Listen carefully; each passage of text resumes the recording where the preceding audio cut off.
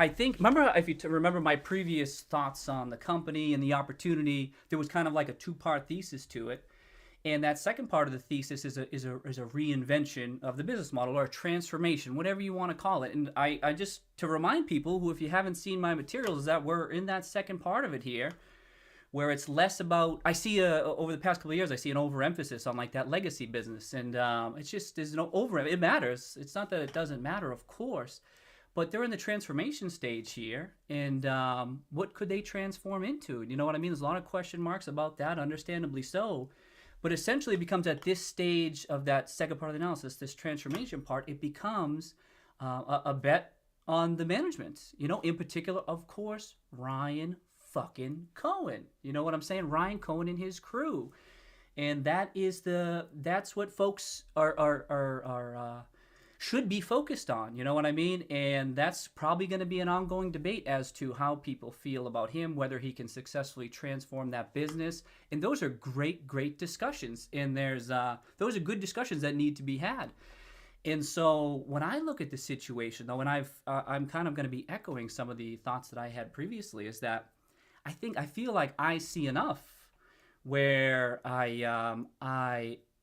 I believe this guy might be able to do it, right? That's not a guarantee. This is the same thing as before. I mean, I'm not promising anything, but over the long term here, I think he seems like the type of guy. He seems like he has those characteristics, and the way he approaches this seems like he might be able to do this. But again, that's not a guarantee. This is kind of like, it's kind of based on feel. You've heard me say that, right?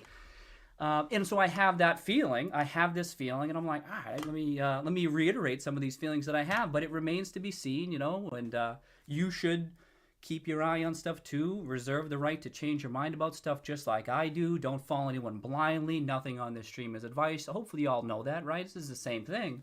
But like when I have a feeling about that, it's like, all right, well, let me share it. I could be wrong about stuff, but I think, all right, let's talk about it. And I don't know. I think he has the characteristics that he could do this. In particular, I think we can all agree GameStop finds itself in a very unique situation, just like it did last time, right? Not just in the gaming space per se, but you have a company where you actually have so many people rooting for it, right? They're rooting for it to work out, myself included. How often does that happen? That folks like really want it to work out, and it's a highly unusual position, and it's so unusual. The way you manage that situation is you gotta manage it the right way. And honestly, the way he seems to be doing it, I think he's from a distance here, right? I have no idea, but I put myself in his shoes, and I think he's kind of seems to be taking the right approach, given this very unique situation that he finds himself, that the company finds itself in. You have a lot of investors kind of following what's happening, kind of wanting it to work out. You know what I say? That's very unusual. It's a very unusual situation. And I don't know if there's not too much precedent for it. You see it with some other companies, especially when the CEOs or the managers are just so heavily investing themselves in the business, investing themselves in the turnaround. And there's some managers out there who are somewhat similar to I see it in Cohen. So that I think that he has the type of he seems to be doing the right things. And I know the question marks will be, well, what has he done? What is he doing? What's the plan? You know, those are fair questions. But, you know, do you really think he's been doing nothing, or that GameStop hasn't been strategizing, testing some things here and there, and how to move forward? I think that's pretty ridiculous. I think we've seen enough, in particular from him, to be honest. I think we've seen enough from him to think he's got a good head on his shoulders, and he's, again, we haven't seen anything. It's speculation. You can argue that, but honestly, the way he seems to be handling this, we don't know a plan, and that's fair. But boy, you're right-sizing the ship. You see even the legacy business cutting costs, trying to stabilize some cash flows, you know, just try to stabilize that legacy business. But now it's all about the transformation. And that cash pile is growing. It seems to be growing. Will they raise more money? We'll see. I don't know. I mean, I see it, but if you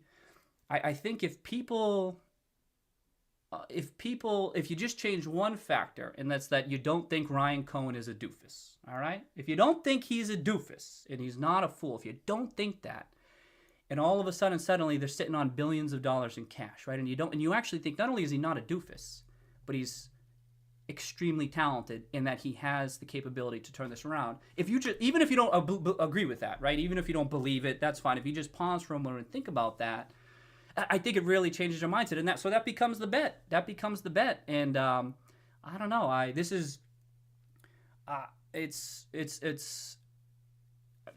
going to be a debate.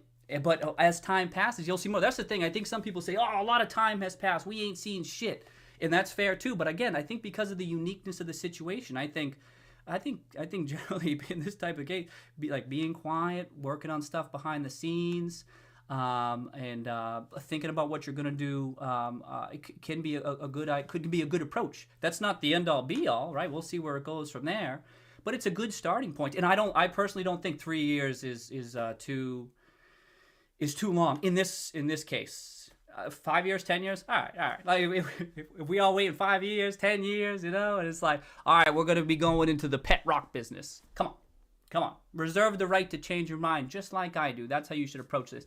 But in this case, right, the absence of evidence is not evidence of absence. And it seems like people are quick to be like, oh, well, they haven't announced anything. The legacy business is struggling. Therefore, it's over. You know what I mean? I think that's just kind of silly, just because I think it could be, it's just not proof of anything. Now, again, they start selling some pet rocks, all right, okay, let's revisit this.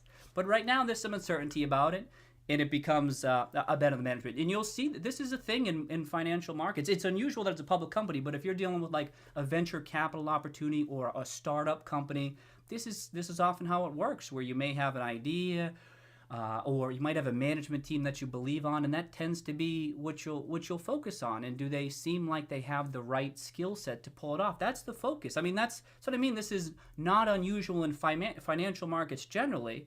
What might be unusual is that this is a public company, right? In that you have non-institutional investors. You have non-institutional investors who are like making the case for it. That's highly unusual, but it's not unusual in financial markets. It's a little bit different this time around, and so it's just an ongoing argument, discussion, and you won't really. No one knows for sure. I mean, especially me, right? You don't follow anything I do. You see all my disclaimers and stuff. Same thing. None of this is advice. I have an aggressive style, blah, blah, blah. You know that stuff. But when you're dealing with these types of opportunities, right? I say it's unusual, but in financial, when you deal in these types of opportunities, you could lose it all. You could lose everything. They're highly speculative in nature. You should know that. These are very risky opportunities. And they are risky because there could be tremendous upside if it works out. But that's the balance. And that's why in those types of opportunities that I'm talking about, that's the trade-off. Big potential opportunities, or you could lose it all. And you kind of factor that into your analysis. And so it's the same thing here. So it becomes kind of a bet on the team. And from what I've seen so far, I think I reserve the right to change my mind, as you should too. I'm a believer right now. Let's see though. 3 years. Let's see what happens from here. But I think with a significant amount of capital, I don't know. I think let's see where it goes from here.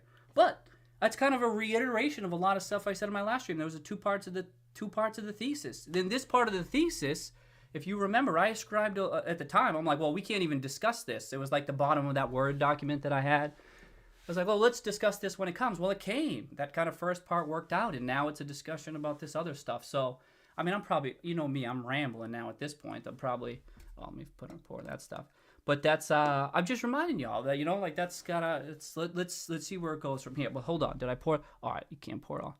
Can I get that? What's a drink? My buddy hooked me up. My buddy hooked me up with that. What's a drinking strategy, baby? What's your drinking strategy? Clearly. I mean, look at the impact I'm having here. Where's that button to eject me out of this? Cheers, everybody. Huh? What's a drinking strategy? Let's do this. All right.